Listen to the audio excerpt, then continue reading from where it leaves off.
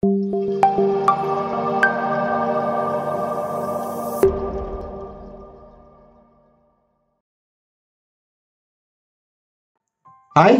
bertemu kembali. Untuk pelajaran kali ini, kita akan melihat beberapa jenis actions yang boleh kita gunakan untuk mengautomasikan perisian Excel. Jadi, untuk menggunakan actions dalam kategori automasi Excel, kita perlulah menggunakan resources use Excel file seperti yang telah diterangkan pada modul sebelum ini. Jadi untuk itu, kenalah klik use Excel file dan letaklah di ruangan tengah ini. Jadi kesemua actions di bawah kategori Excel boleh digunakan di dalam kotak use Excel file ini. Jadi kesemua actions yang ada dalam kategori Excel bolehlah dilihat di ruangan aktiviti ini, di ruangan Excel Activities, terdiri dari append range sampai kepada yang bawah sekali. Ada banyak jenis actions yang boleh kita gunakan untuk mengautomasikan Excel. Kesemua actions ini untuk kita gunakan, kita perlu letakkan di dalam kotak use Excel file ini. Jadi untuk hari ini, saya akan fokus kepada 1, 2, 3, 4, 5 actions dalam kategori Excel untuk khusus kali ini. Yang pertama adalah insert column, yang kedua adalah write cell, yang ketiga adalah for each Excel row, yang keempat adalah autofill, dan yang kelima adalah sort range. Jadi saya akan terangkan bagaimana kita boleh menggunakan kelima-lima actions ini untuk mengautomasikan perisian Excel.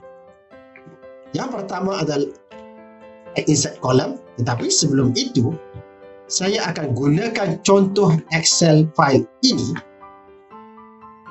untuk untuk mempelajari berkenaan action di dalam kategori Excel. Ini adalah jadual yang mana terdapat 5 kolom, kolom 1, kolom 2, kolom 3, kolom 4 dan kolom 5, dan terdapat 3 rows. Row pertama adalah header. Row maklumat ada 3, iaitu row yang pertama, row yang kedua dan row yang ketiga. Dan nama file ini adalah asas Excel actions.xlsx. Jadi untuk membuat otomasi terhadap file Excel ini, saya perlu pilih use Excel file dan pilih Excel file yang tersebut. Sebagai contoh, untuk kali ini ianya adalah di bawah modul 3 dan nama file adalah asas actions. Jadi saya klik file ini dan file Excel yang telah dibaca ini akan diberi nama Excel oleh UiPath Studio X. Jadi apabila kita ingin melakukan atau meletakkan action yang seterusnya, kita perlulah rujuk kepada nama file ini, iaitu Excel. Jadi untuk yang pertama adalah insert column. Katakanlah saya ingin meletakkan kolom baru antara kolom 3 dan kolom 4, iaitu selepas kolom 3 tetapi sebelum kolom 4. Jadi untuk tujuan itu, kita bolehlah menggunakan action insert column, drag dan drop di ruang tengah ini, dan kita boleh nyatakan di range ianya akan beroperasi di sheet yang mana. Untuk contoh kali ini adalah sheet 1, memandangkan ada 2 sheet, tetapi saya menggunakan jadual ini berada di sheet 1, jadi saya perlu refer ataupun rujuk kepada sheet number 1 seperti ini. Dan memandangkan file Excel ini, yang pertama, row yang pertama adalah header, jadi saya perlu tick has headers. Dan kita akan meletakkan kolom yang baru selepas kolom 3, iaitu antara kolom 3 dan kolom 4. Jadi untuk itu saya perlu pilih after di sini dan relative to column range. Menyebab saya ingin letakkan selepas kolom 3, jadi saya perlu pilih kolom 3 di sini dan saya perlu nyatakan nama kolom baru saya ini, konteks nama kolom baru sebagai contoh. Okey, dan katakanlah saya ingin set format kolom ini dengan number. Jadi saya boleh klik kategori number dan tiada decimal point. Klik OK.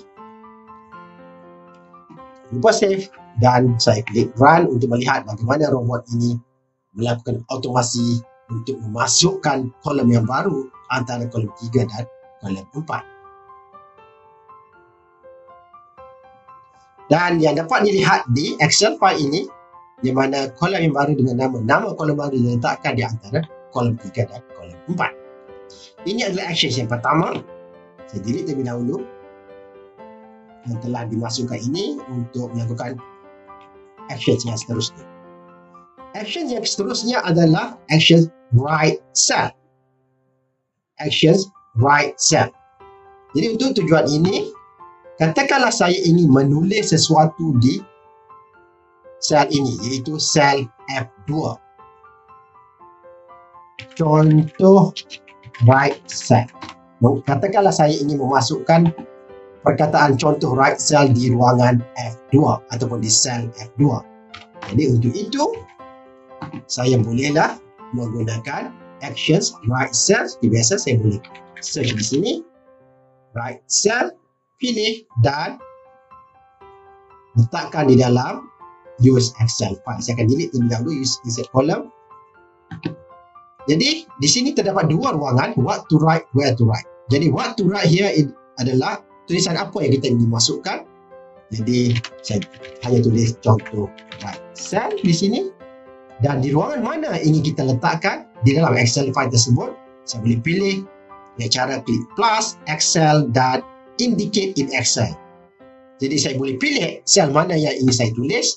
Contoh di sini adalah F2 dan perhatikan bahawa sheet 1 F2 sel telah dipilih dan klik confirm dan perhatikan di sini yang bahawa where to write akan bertukar kepada F2. Dan kita cuba run RPE ini dan perhatikan bagaimana tulisan tersebut akan ditulis di sel F2.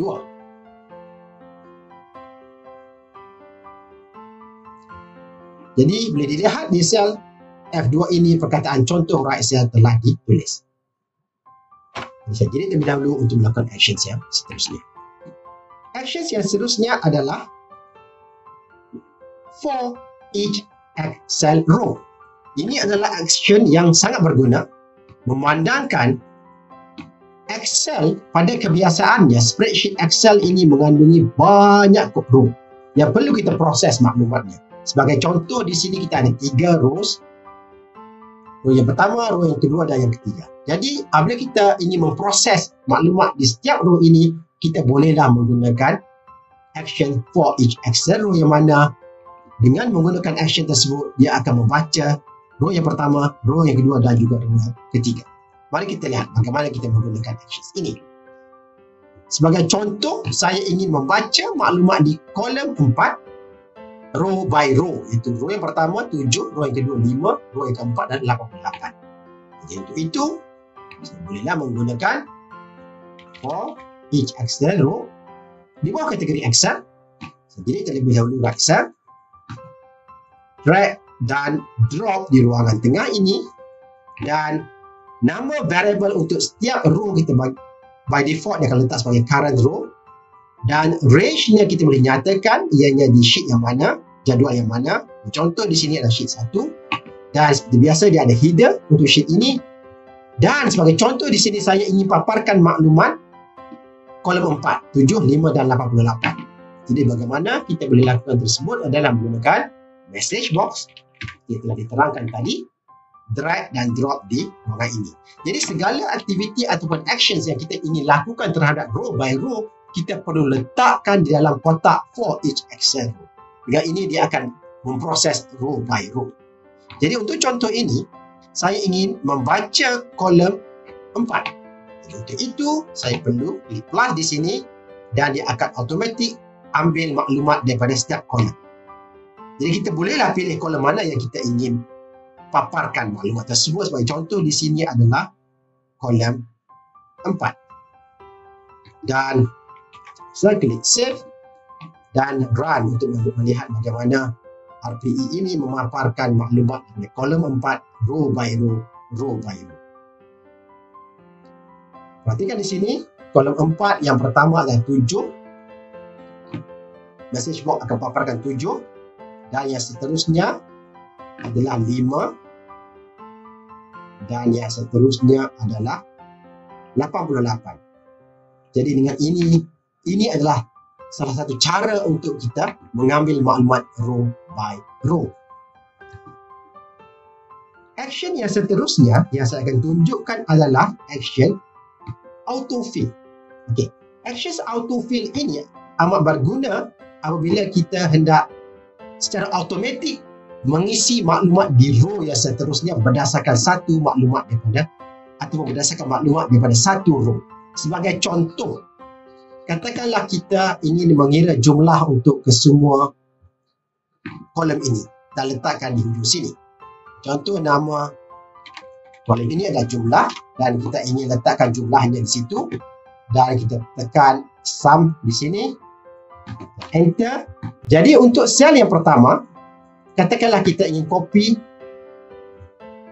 formula ini dan untuk sel yang ataupun untuk row yang kedua dan ketiga kita ingin autofillkannya. Jadi apabila kita sebagai pengguna melakukannya di Excel secara manual, kita akan tekan di sini, muncul perkataan paparan plus dan kita drag dan drop ke bawah. Inilah adalah autofill yang kita lakukan secara manual. Jadi kita ingin lakukan perkara yang sama dengan cara automasi oleh RPA. Jadi kita boleh gunakan fungsi autofill. Jadi untuk contoh ini, saya delete terlebih dahulu untuk row kedua dan ketiga dan saya akan gunakan for each Excel row. Saya akan gunakan action yang sama. Saya delete message box dan saya akan memandangkan untuk sel F2 kita telah masukkan formula sum itu. Jadi kita ingin autofillkan untuk row yang kedua dan row yang ketiga di dalam kolom jumlah. Untuk itu, apa yang kita boleh buat adalah tekan autofill, drag dan drop di ruangan for each Excel row dan kita perlu nyatakan source sumber mana yang kita hendak copy maklumat tersebut, iaitu daripada kita perlu nyatakan indicate in Excel iaitu sel F2. Formula ini kita ingin autofillkan kepada F3 dan juga F4. Klik confirm dan perhatikan bagaimana autofill akan berfungsi terhadap F3 dan juga F4. Klik run. Dapat dilihat di sini di Excel file ini yang mana maklumat ini telah di autofillkan di sel F3 dan juga sel F4 yang mana ia mengira jumlah kolom 1 hingga kolom 5. Actions yang seterusnya, yang terakhir yang kita akan pelajari pada kursus ini dalam kategori Excel Automations adalah sort range. Mungkin semua telah biasa menggunakan action ini, iaitu kita tekan kolom mana yang kita ingin sortkan, yang sama ada daripada paling rendah kepada paling besar ataupun paling besar ke paling kecil. Ianya fungsinya adalah sama seperti kita klik di hujung atas kanan Excel file ini, sort smallest to largest or sort largest to smallest. Untuk contoh kali ini, katakanlah saya ingin sort largest to smallest. Untuk itu, kita bolehlah delete terlebih dahulu action yang lepas. Kita masukkan action yang baru iaitu sort range. Drag dan drop di tengah ini dan bolehlah pilih kita ingin sort di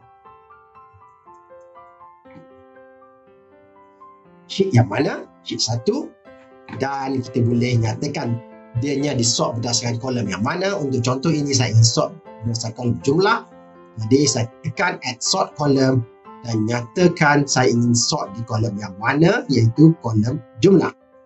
Dan boleh nyatakan sama ada ingin ascending paling kecil ke paling besar ataupun descending paling besar ke paling kecil. Contoh ini saya sort daripada paling besar ke paling kecil Dan klik run dan perhatikan bagaimana ia telah disort daripada yang paling besar ke paling kecil.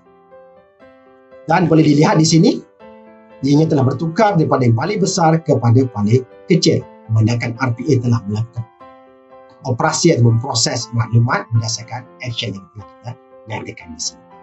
Jadi, itu saja actions dalam kategori Excel yang kita pelajari untuk kursus kali ini.